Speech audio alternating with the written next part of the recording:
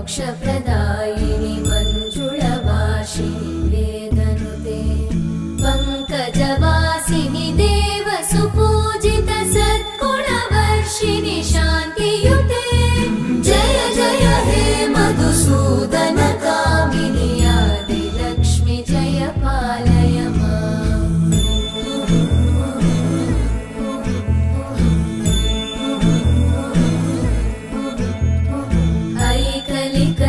ऐकलिकल्मषनाशिनि कामिनि